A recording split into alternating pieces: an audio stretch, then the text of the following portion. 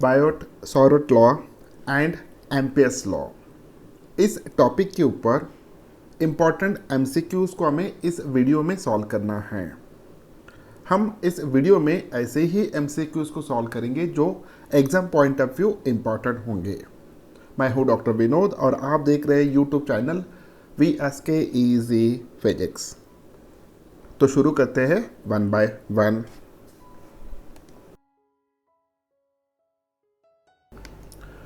First question, a long solenoid is formed by winding 20 turns per centimeter. The current necessary to produce a magnetic field of 20 millitesla inside the solenoid will be approximately. Okay, so यहाँ पे mu upon 4 pi की value दिया है which is equals to 10⁻⁻7 tesla per metre per ampere. Okay, so current कितना लगेगा इतना magnetic field produce करने के लिए इनसाइड द सोलेनोइड, जिसके वाइंडिंग्स है number of 20 turns per centimetre. Okay, so according to theory formula is equals to magnetic field produce inside the solenoid is equals to inside the long solenoid it is equals to mu naught N I, where I is the amount of current flowing through the coil, N is nothing but the number of turns per unit length, mu naught is the permeability of a free space. So on the basis of this one, I is equals to B upon mu naught N. तो क्या दिया है problem में देखिए, a long solenoid is formed by winding 20 turns per centimeter.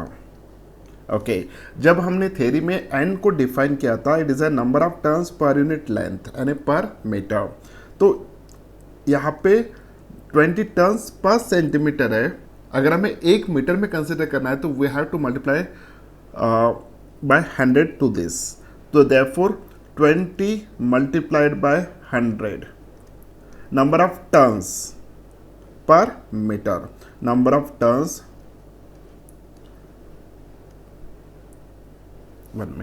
number of turns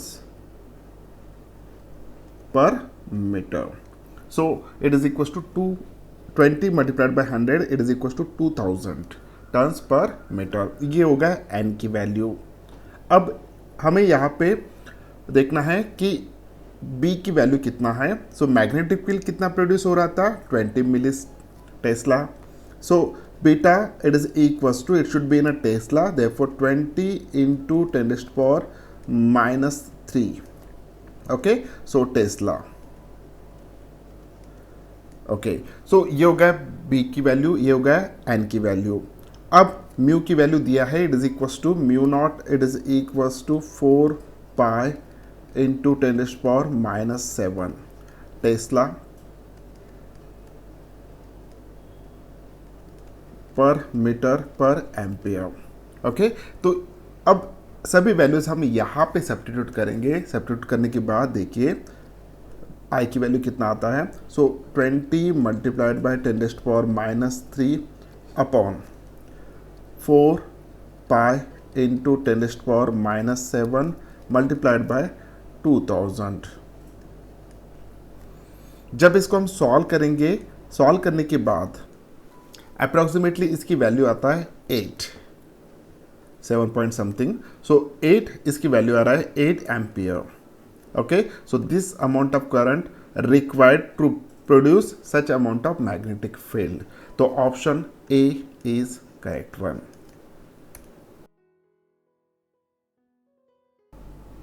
next question, a circular coil of radius r carries an electric current. The magnetic field due to the coil at a point on the axis of the coil located at a distance r from the center of the coil such that small r is very large as compared to the capital R varies as। Okay, तो 4 options यहाँ पे दिए हैं। देखिए हमें क्या find out करना है। यहाँ पे एक सर्कुलर कॉइल दिया है जिसका रेडियस है r। ओके, अब इस सर्कुलर कॉइल की वजह से इस सर्कुलर कॉइल में से कुछ करंट फ्लो हो रहा है। अब जो भी करंट फ्लो हो रहा है उसकी वजह से उसके सेंटर पे कुछ ना कुछ मैग्नेटिक फील्ड प्रोड्यूस होगा। just like this one. Now let us imagine that this is a situation.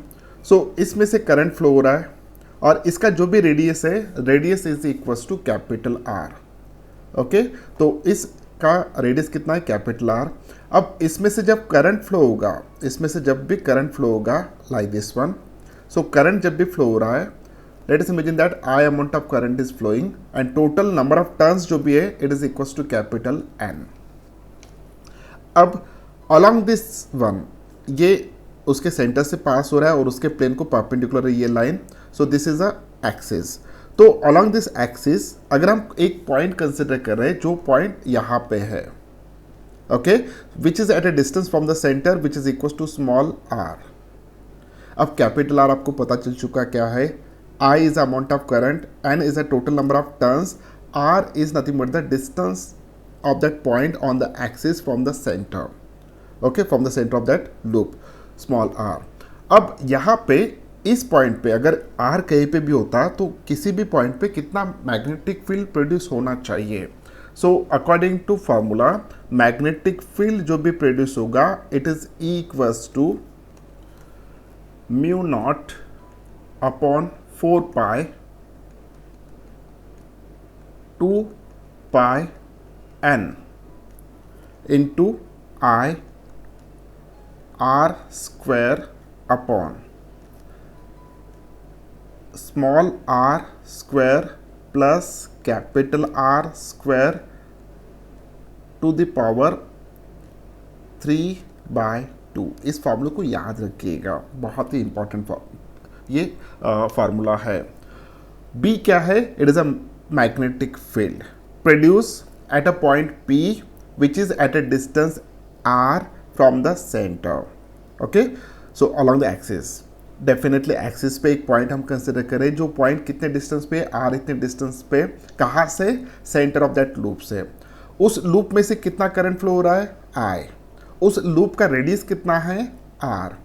Okay, what is the N, total number of turns. What is the mu naught, it's the permeability of free space.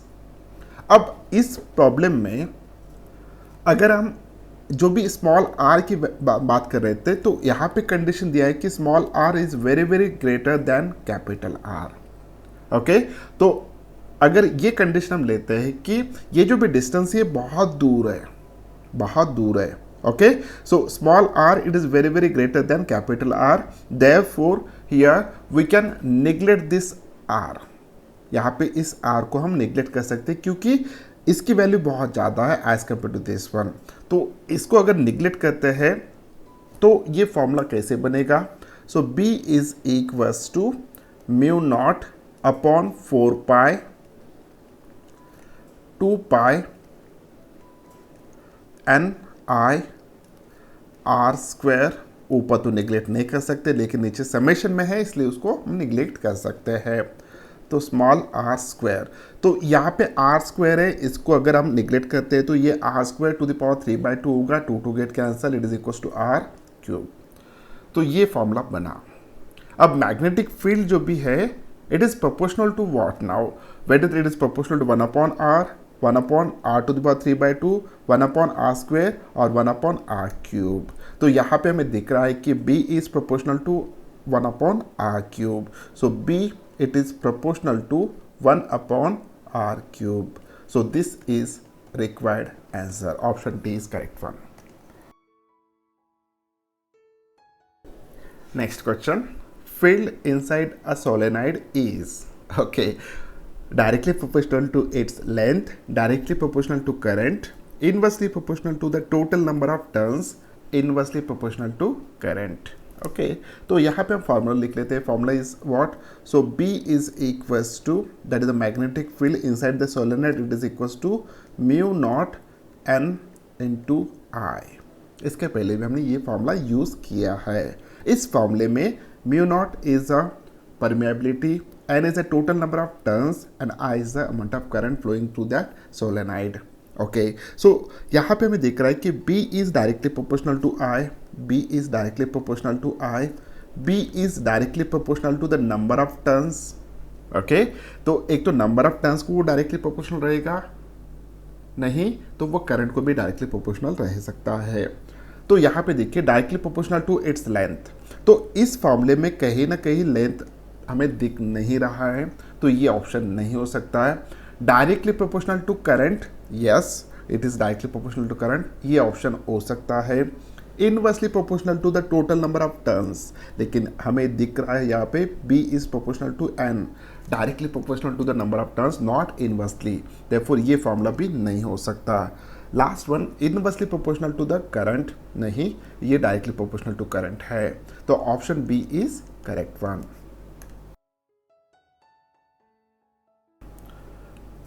Next one, a solenoid of 1.5 meter length and 4 centimeter diameter possesses 10 turns per centimeter. A current of 5 ampere is flowing through it.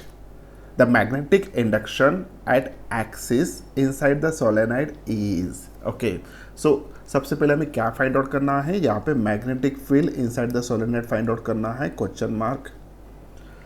यहाँ पे current की value दिया है which is equals to 5 ampere, और उसके बाद यहाँ पे number of turns per centimetre दिया है, तो हम n फाइंड आउट कर सकते हैं, number of turns per unit length per meter, so 10 multiplied by 100, okay, this is equals to turns per unit per meter, number of turns per meter, ये हो गया n की वैल्यू। अब हमें यहाँ पे मैग्नेटिक फील्ड फाइंड आउट करना है, okay, we know formula is equals to B is equals to mu naught n I, इस this is equals to mu naught की वैल्यू कितना है, it is a 4 pi into 10⁻⁻⁷, इसके पहले हमने use किया है, multiplied by 1000 multiplied by I की वैल्यू कितना है 5 ampere. Now this is equals to 1000 multiplied by 5, 5000 multiplied by 4, 20,000, so 20,000 pi into 10⁻⁷ which is equals to, अगर हम इसको डेसिमल पॉइंट को शिफ्ट करते हैं यहाँ पे, ओके, कितने डिजिट, यहाँ पे हमें 4 डिजिट शिफ्ट करना है, अगर 4 डिजिट शिफ्ट करते हैं तो ये 2 pi into 10⁻⁷ plus 4, this become a -3 tesla, this is a required answer, okay, so B is equals to 2 pi into 10⁻³ tesla, 2 pi 10⁻³ tesla, option A is correct one.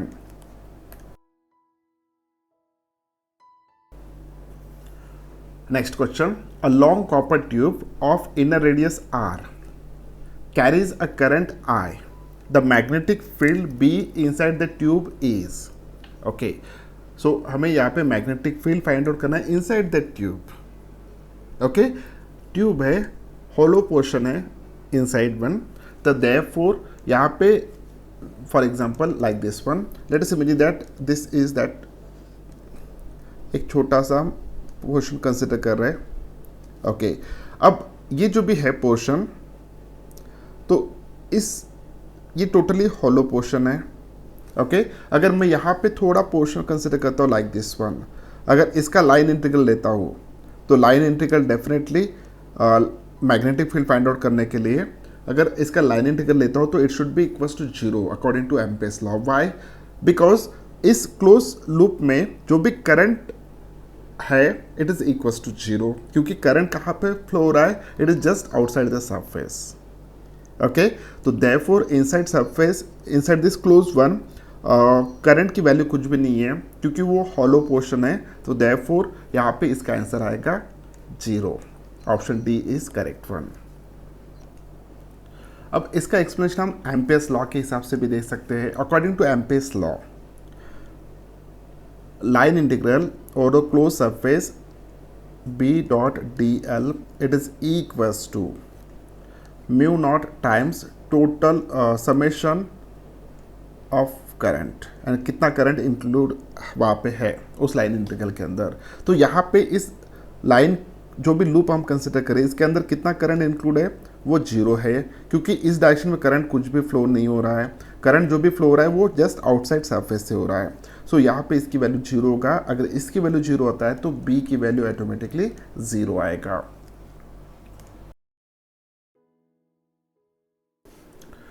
Next question, due to 10 ampere of current flowing in a circular coil of 10 centimeter radius, the magnetic field produced at its center is 3.14 into 10 to the power minus 3 Weber per meter square.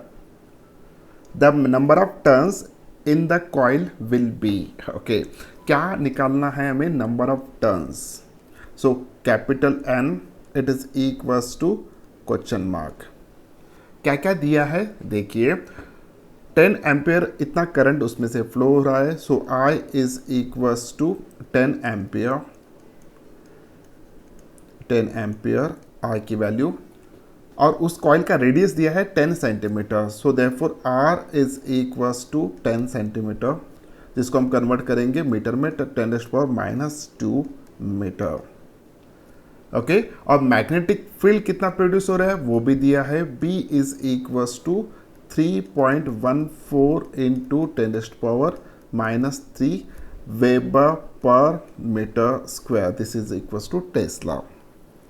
Okay, अब formula हमें already पता है, number of turns circular coil वाला। Okay, so formula is like this one, B is equals to, that is a magnetic field produced at the center, it is equals to mu naught upon 4 pi into 2 pi n into I upon R.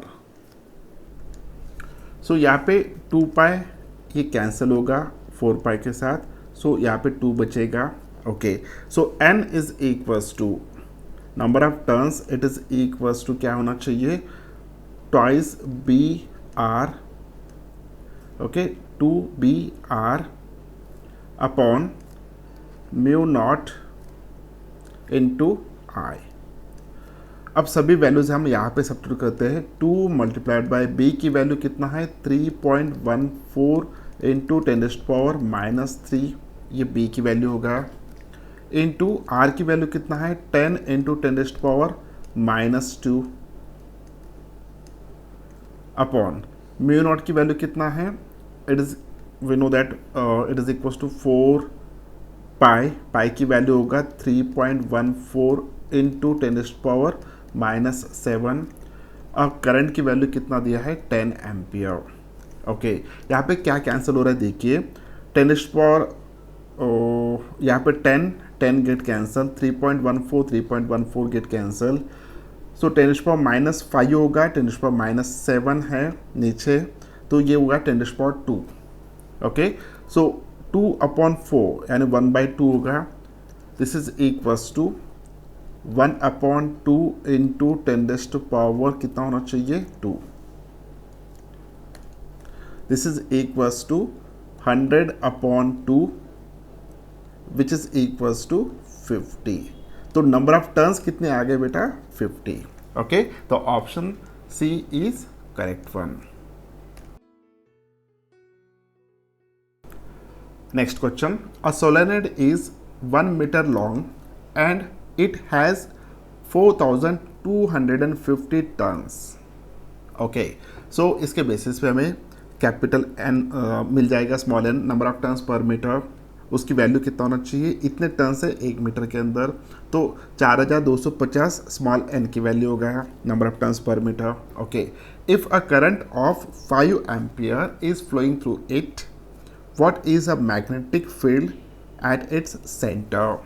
Okay, बहुत ही simple है, देखिए सबसे पहले लिखिए n number of turns which is equals to 4250 turns per metre. उसके बाद यहाँ पे हमें करंट लिखना होगा I की value, so I it is equals to 5 ampere. अब हमें फाइंड आउट करना है magnetic field is equals to question mark. Okay, so यहाँ पे फॉर्मूला क्या है, the magnetic field produced inside the solenoid at the center, which is equals to mu naught n I, where mu naught की value दिया है यहाँ पे 4 pi into 10⁻⁻7 weber per metre per ampere. So this is equals to 4 pi into 10⁻⁻7 into n की value कितना है 4250 multiplied by I की value कितना है 5 एम्पियर. अब ये सब कुछ सॉल्व करना होगा. मैं सॉल्व करने के बाद यहाँ पे मैग्नेटिक फील्ड की वैल्यू आएगा which is equals to 2.7 into 10⁻⁻2 weber per metre square. Okay, तो कौन सा ऑप्शन करेक्ट है? Yes, option B is correct one. Next question. In a hydrogen atom, an electron moves in a circular orbit of radius 5.2 into 10⁻⁻11 meter and produces a magnetic induction of 12.56 Tesla at its nucleus and a center pair. The current produced by the motion of the electron will be. Okay, so यहाँ पे हमें सिर्फ current निकालना है, बाकी कुछ नहीं. अब देखिए सिचुएशन कैसा है. Situation is like this one. Let us imagine that this is that circular orbit in which electron is revolving. Okay, जब इलेक्ट्रॉन यहाँ पे रिवॉल्व होगा तो it is just like a current loop. Eight the centre, इसके centre पे क्या produce होना चाहिए? मैग्नेटिक फील्ड प्रोड्यूस होना चाहिए. और वो मैग्नेटिक फील्ड कितना प्रोड्यूस हो रहा है? It is given B is equals to 12.56 tesla. इतनी वैल्यू दिया है. ओके, अब जो भी करंट यहाँ से फ्लो हो रहा है due to the moment of electron.